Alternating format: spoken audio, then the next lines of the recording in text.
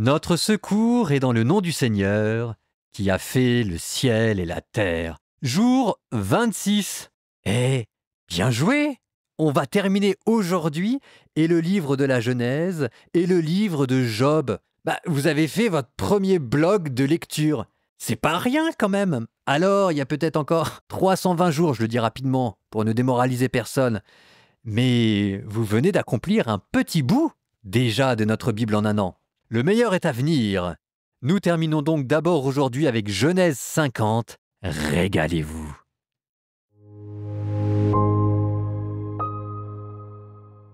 Joseph se pencha sur le fils de son père, le couvrit de larmes et l'embrassa. Puis il ordonna aux médecins qui étaient à son service d'embaumer son père, et ceux-ci embaumèrent Israël. Cela dura 40 jours, le temps qu'il faut pour l'embaumement. Ensuite les Égyptiens le pleurèrent 70 jours.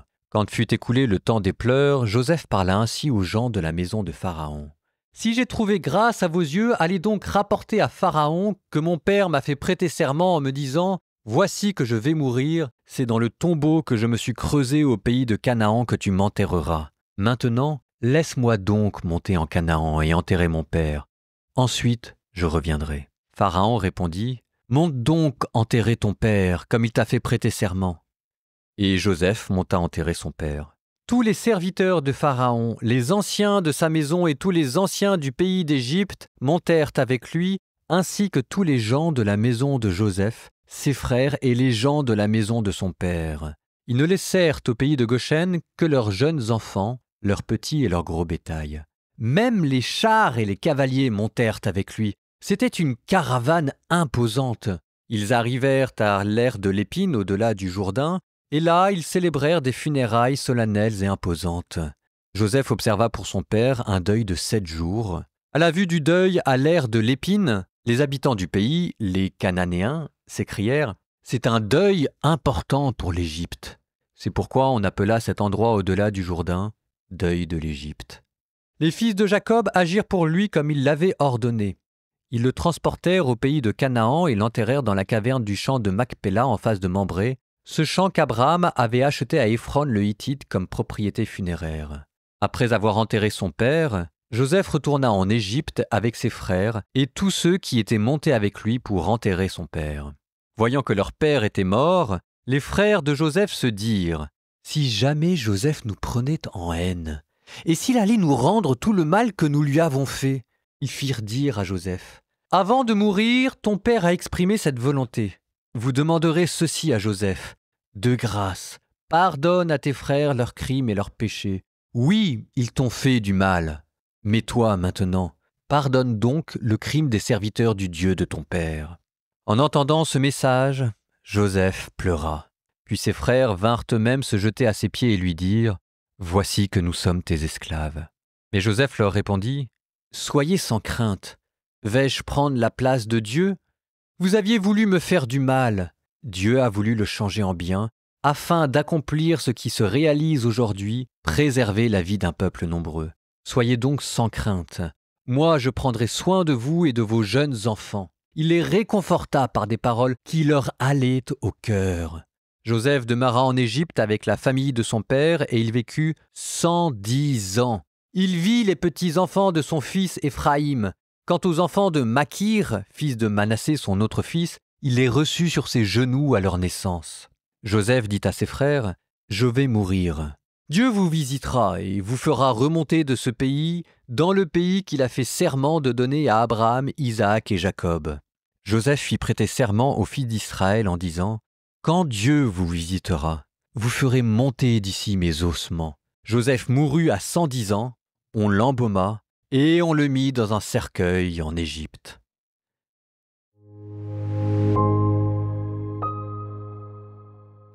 Jacob vient de mourir et on est déjà en train de préparer la suite. Qu'est-ce qui va venir de ses os? Et donc derrière le livre de la Genèse se profile un autre livre à venir, le livre de l'Exode. On n'en a pas fini de pérégriner. Ce qui s'est passé avec cette famille il y a 1500 ans avant Jésus-Christ, peut-être 1800 ans avant Jésus-Christ, c'est probablement aussi l'histoire de votre propre famille. Vous savez, on va d'un lieu en un lieu et les lieux où nous nous arrêtons ne sont toujours que temporaires. Nous sommes en pèlerinage. En attendant, En attendant.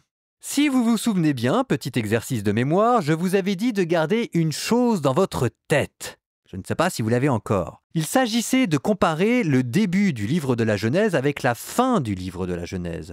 Le début du livre de la Genèse, c'est Adam et Ève. Et je vous avais dit qu'à travers l'histoire de Joseph, le drame qui s'était joué au Jardin d'Éden, nous allions le résoudre petit à petit avec Joseph qui allait comme dénouer les fils de la malédiction originelle.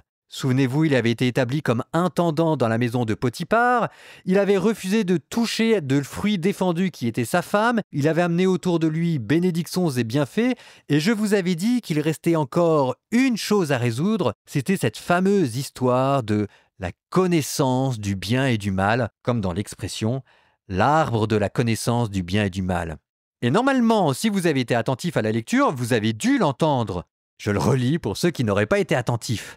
Vous avez les frères qui ont peur, parce qu'on a beau avoir été réconciliés, vous savez, quand vous avez essayé de tuer quelqu'un, vous demandez toujours pour le reste de votre vie si jamais cette personne vous a vraiment pardonné. C'est peut-être d'ailleurs, si vous voulez, un des châtiments de ceux qui font le mal. C'est qu'au fond de leur cœur, le souvenir de leurs méfaits n'est jamais totalement effacé, et on ne peut pas leur enlever ça, c'est peut-être une manière pour eux de vivre sur terre leur purgatoire pour qu'ensuite ils aillent plus vite au ciel. Leur psychologie a été abîmée par le mal qu'ils ont fait. Donc ils sont inquiets. Et ils se demandent si l'unique objet de la paix qu'ils avaient vécu avec Joseph, c'était pas grâce à leur père. Après tout, c'était le père qui jusqu'à présent avait été le ciment familial. C'est d'ailleurs la véritable épreuve. On va voir si Jacob, Israël, a bien fait son boulot, si la manière dont il a éduqué ses enfants marche. Vous savez que vous avez bien éduqué vos enfants quand les valeurs que vous leur avez transmises sont transmises à la génération future. Est-ce que la paix familiale va s'arrêter avec Jacob? La réponse est non. Jacob a bien fait son travail. La paix familiale va perdurer. C'est un happy end que celui de la Genèse. Donc ça mérite d'être dit. Alors voici cette phrase. Ses frères vinrent eux-mêmes se jeter devant lui, devant Joseph, et lui dit « Voici que nous sommes tes esclaves. » Ce qui vous fait quand même penser, mais peut-être en loin, au fils prodigue. Vous savez, ce fils prodigue qui revient voir son père et qui lui dit « Je ne suis plus digne d'être appelé ton fils, traite-moi comme l'un de tes mercenaires. » Là, vous avez les frères qui vont voir Joseph et qui disent « Je ne suis plus digne d'être appelé ton frère, traite-moi comme ton esclave. » C'est toujours la même logique. Et derrière, il y a une certaine humilité qui touche le cœur. Et la réponse de Joseph « Suis-je à la place de Dieu ?»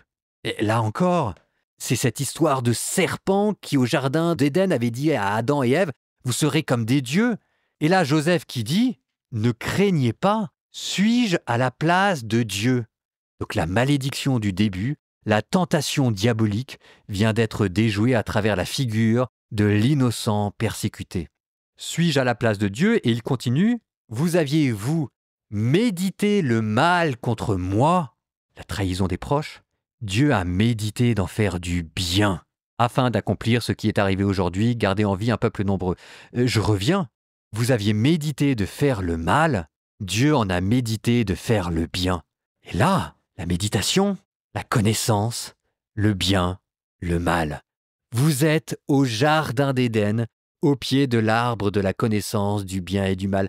Il y a une manière de goûter à cet arbre qui n'est pas bonne. C'est celle de la tentation, du serpent et de croquer dedans. Et en fait, ça consiste simplement à expérimenter dans sa chair les conséquences du mal que nous faisons. Mais il y a une manière de goûter à ce fruit défendu, qui était en fait autorisé. C'est que la manière de goûter au fruit de l'arbre de la connaissance du bien et du mal, c'était à travers la miséricorde. Parce que ce que cet arbre vous révèle, c'est que Dieu est tellement puissant, et l'omnipotence divine va jusque-là, que Dieu est capable de transformer le mal en bien. Ne me demandez pas comment il fait. Moi, je ne suis pas à la place de Dieu non plus, suis-je à la place de Dieu? Mais vous, comme moi, nous savons que c'est possible. Dieu est capable de transformer le mal en bien. Ce qui n'enlève pas les souffrances que nous avons vécues, ce qui n'enlève pas l'injustice, mais c'est comme l'histoire de Job. C'est que quand on vit ça dans la foi, il y a une sagesse que l'on est capable d'acquérir avec ça. Vous êtes capable de devenir une source de bénédiction. Vous êtes capable de voir les miracles se multiplier autour de vous. Quand vous vous mettez à pardonner et que vous décidez d'essayer de transformer le mal en bien, c'est comme si jamais je pouvais dire, vous plongez du côté obscur, du côté surnaturel de la religion. C'est à ce moment-là où les choses se passent. Et c'est là où en fait vous êtes au paradis. L'homme qui est capable, par sa miséricorde, par sa charité, par son attention aux autres, de se confier à Dieu, de recevoir en pleine face le mal que les autres lui font pour lui confier à Dieu et essayer de faire le bien autour de lui, cet homme-là est au paradis quand bien même son corps serait sur terre. Il est Joseph. Il est l'homme accompli. La seule chose, c'est que ce Joseph, pour le moment, est dans les limbes de l'histoire et appartient plutôt à une sorte de légende ou de conte. On ne prête qu'aux riches et peut-être que derrière, je ne l'avais pas dit, mais il y a des réminiscences d'un conte égyptien que l'on appelle le conte des deux frères, peu importe. Ça s'est peut-être passé comme ça s'est peut-être pas passé comme ça. Vous sentez qu'on est peut-être aussi du côté de l'épopée, basée sur une histoire vraie mais avec des ajouts. On a le sentiment que ce Joseph-là, il faudrait qu'il vienne en chair et en os goûter à ce fruit défendu qui, à lui, est autorisé. Et celui-là, évidemment, ce sera Jésus. Et c'est là d'ailleurs que ces histoires d'ossements qu'il faut ramener en Israël préfigurent à leur manière la résurrection. En attendant que Jésus revienne, nous passons à un autre épilogue, celui de Job, mais avant, petite pause poétique. Proverbe 6, de 26 à 35. À la prostituée, il suffit de gagner son pain. La femme mariée, elle, pourchasse celui qui l'enrichira. Peut-on mettre du feu dans sa poche sans brûler ses vêtements? Peut-on marcher sur des charbons ardents sans se griller les pieds? De même, courir après la femme de son prochain. Nul n'y touchera sans en être puni. Point de mépris pour un voleur si c'est la faim qui l'a poussé. Mais s'il est pris, il doit payer 7 fois plus tous les biens de sa maison. L'adultère, lui, est un écervelé. Il fait d'une femme le bourreau de sa vie. Il recevra coups et affronts, son déshonneur ne s'effacera pas. Car un mari jaloux devient fou de rage. Il est sans pitié au jour de la vengeance. Nul dédommagement ne l'apaisera. De multiples cadeaux ne le fléchiront pas.